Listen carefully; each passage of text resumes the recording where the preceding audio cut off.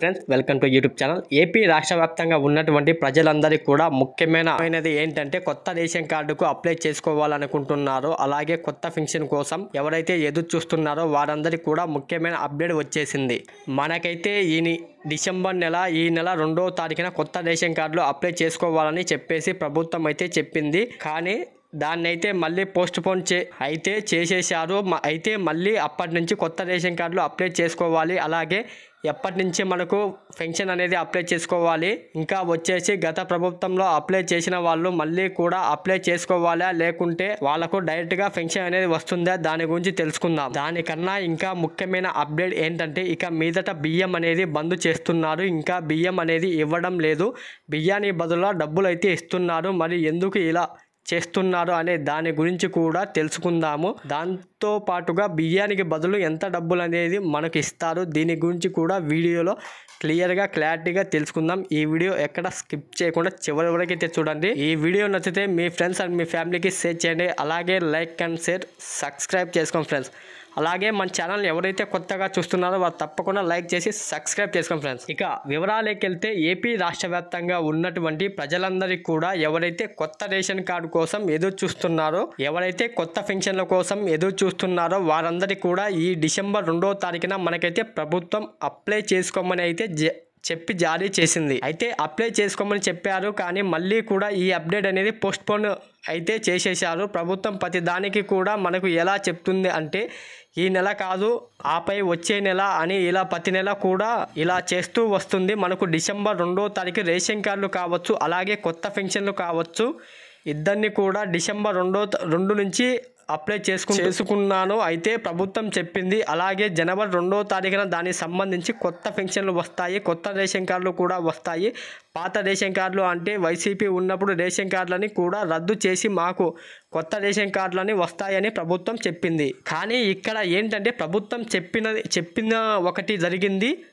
ఒకటి ప్రభుత్వం ఏదైతే చెప్తుందో అదే చెప్తాము.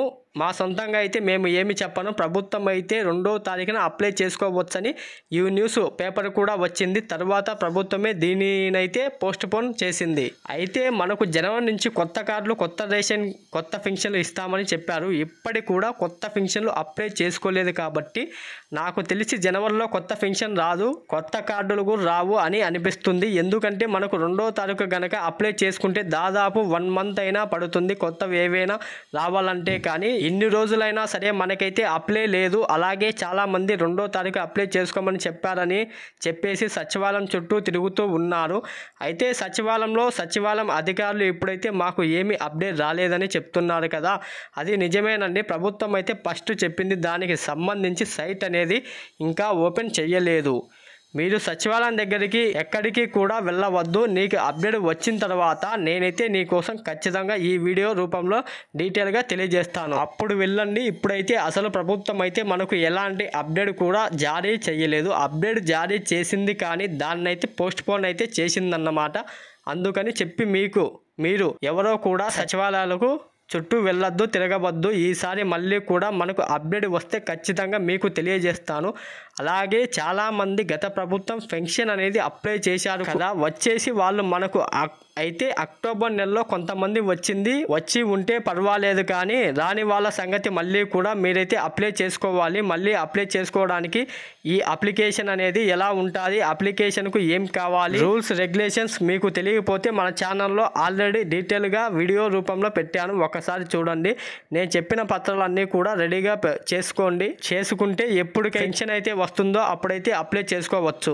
మరి రేషన్ కార్డు సంబంధించి ఎవరైతే రేషన్ కార్డులు కొత్త రేషన్ కార్డులు అప్లై చేసుకుంటున్నారో ఎవరు అర్హులు ఏంటి అని తెలుసుకుందాం. దాంతో పాటు అంత్యోదయ కార్డులు కూడా ఈసారి అయితే వస్తున్నాయి. అంత్యోదయ కార్డులు అంటే ఎవరైతే పేదలు ఉంటారో అంటే వాళ్ళకు రేషన్ కార్డులు వాళ్ళ ఇన్కమ్ అనేది చాలా తక్కువగా ఉండి పేదలు వికలాంగులు వీళ్ళకి మాత్రం అంత్యోదయ కార్డులు ప్రభుత్వం ఇస్తామని చెప్పడం జరిగింది. దీనికి వచ్చేసి 35 కేజీల బియ్యం అయితే ఇస్తారు. ఎవరైతే పేదలు ఉంటారో వాళ్ళకి, ఎవరైతే వికలాంగులు ఉంటారో వికలాంగులు కూడా ఇద్దరికి కూడా వస్తుంది. మనకైతే ప్రభుత్వం అంత్యోదయ మీరు అప్లై చేసుకునేటప్పుడు ఎవరైతే పేదలు ఉంటారో అంటే మీకు ఇన్కమ్ అనేది రేషన్ కార్డులో చాలా తక్కువగా ఉన్న వాళ్లకు ఈ అంత్యోదయ కార్డులు అనేది ఇస్తారు. లేకపోతే మామూలు కార్డు ఇస్తారన్నమాట.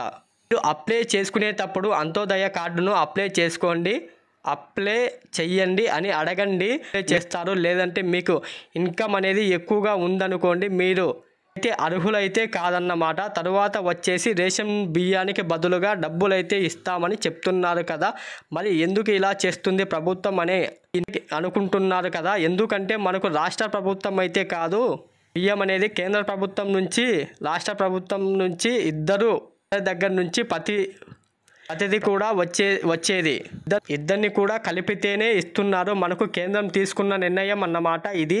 అంటే మోడీ గారు తీసుకున్న నిర్ణయం. ఏ నిర్ణయం తీసుకున్నారంటే ఇప్పుడు అక్రమంగా తరలింపులు చేస్తున్నారన్నమాట. అంటే బియ్యాన్ని చాలామంది దోచేసుకుంటున్నారు. అప్పుడు ఆపేయమని అందడం లేదు అని చెప్పేసి, పేదలకు బియ్యం అనేది అందటం లేదు అని చెప్పేసి అక్రమంగా దుర్మార్గాలు చేస్తున్నారు. బియ్యం అనేది అంతా కూడా తీసేసుకుంటున్నారని చెప్పేసి చాలామంది మోసం చేస్తున్నారని చెప్పేసి, అందుకే మనకు ప్రజల కోసం కేంద్ర ప్రభుత్వం తీసుకున్న నిర్ణయం, అంటే మోడీ గారు తీసుకున్న నిర్ణయం అండి ఇది. అయితే మనకు బియ్యానికి బదులుగా డబ్బులు అయితే ఇస్తామని ప్రభుత్వం చెప్తుంది. అయితే కేజీకి 20 రూపాయలు ఇస్తామని చెప్పేసి ప్రభుత్వం చెప్తుంది.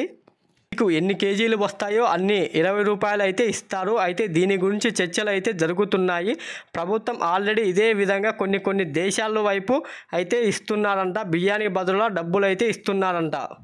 దాని గురించి వాళ్ళు ఎంత ఇస్తున్నారు, ఏ విధంగా ఇస్తున్నారు, పూర్తి వివరాలు తెలుసుకొని ప్రభుత్వం అయితే అదే విధంగా మనకు కూడా చెల్లించాలని చెప్పేసి ఈ ఆలోచన అయితే ఉంది. అందుకే అన్నమాట మనకు బియ్యానికి బదులా డబ్బులు అయితే ఉంటున్నారు. అక్రమ రవాణా జరుగుతుందని చెప్పేసి బియ్యం కూడా దోచేసుకుంటున్నారని, మధ్యలోనే అక్కడ నుంచి బయలుదేరిన తర్వాత బియ్యాన్ని మధ్యలోనే వేరే దగ్గరికి దోచేస్తున్నారన్నమాట. అందుకనేసి మనకు రైసు బదులుగా డబ్బులు అనేది ఇస్తామని చెప్పేసి చెప్తున్నారు. ఇక కొత్త రేషన్ కార్డుకు కొత్త పెన్షన్ సంబంధించి మనకు మళ్ళీ కూడా అప్డేట్ అనేది వచ్చే వరకు మీరు ఎవరు కూడా సచివాలయం దగ్గరికి కూడా వెళ్ళొద్దు, తిరగవద్దు, టైం వేస్ట్ చేసుకోవద్దు. మళ్ళీ కూడా అప్డేట్ వస్తే మళ్ళీ ఖచ్చితంగా వీడియో రూపంలో తెలియజేస్తాను.